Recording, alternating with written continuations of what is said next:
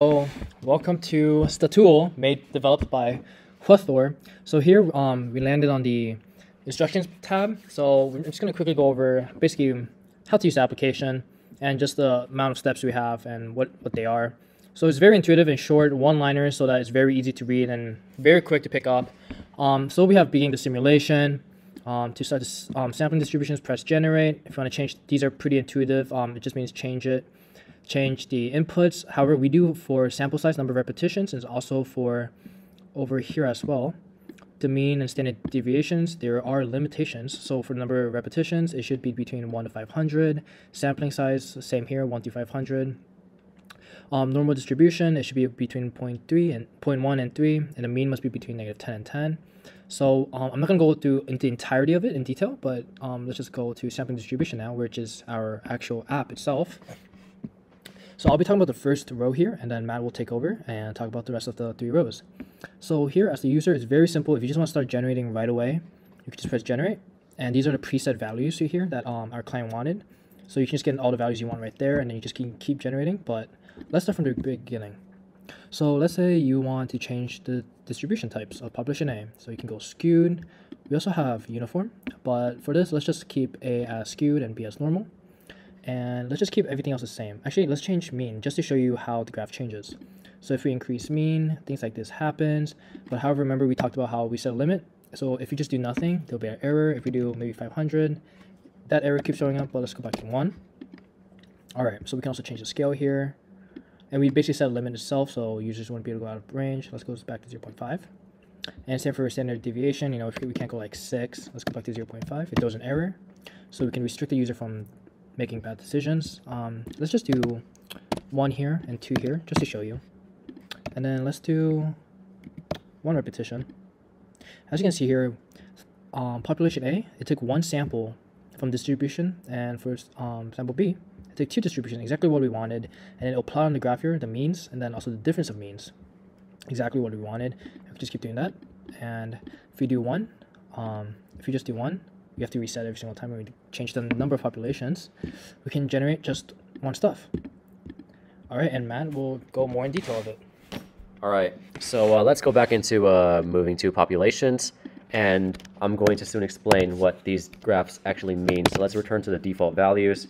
We'll take 10 repetitions and a sample size of 10 from A and B. So when you say 10 repetitions, what we're saying is generate 10 samples each from both populations, both of size 10. Right, but if I did 5, then it would be like take 10 random samples from population A and 5 random samples from population B. But let's go back to 10. So when you press generate, these 2 graphs show up. And what do these graphs mean? These graphs denote the last sample, and we see here that the number of occurrences in both these samples add up to 10. And when we look at values, we see that on the x-axis, we have a mean that's taken for population A and for population B. And that mean is going to be added to the resulting graph right here. That's going to show an overlap. So what these 2 graphs denote is the last sample taken. So if you took 9 repetitions, none of them is going to show up, but the 10th is going to show up over here for population A and population B. And that's, all 10 of the samples are going to be plotted, are going to be added into this graph here. So for instance, we just keep generating and generating and generating, and we see how the histograms change to reflect when the user wants to keep generating samples. So we do that, and eventually you see this purple. That's the overlap in populations between population A and B, which is denoted as purple because population A is red, population B is blue, and we want the user to be able to understand where the overlap occurs. And we can also see that the total mean is also plotted right here. And then on the 4th graph, we can see that this is essentially kind of the same in graphing the means, except that we're graphing the difference between population A and population B. So we see here that population B has a mean of 1, and population A has a mean of 0.44. And when you take that difference between A and B, you get 0.44 minus 1 equals negative 0.56. Now you can also view other functions. We can also view the median. And that's going to show you the median right here. It's basically the same thing.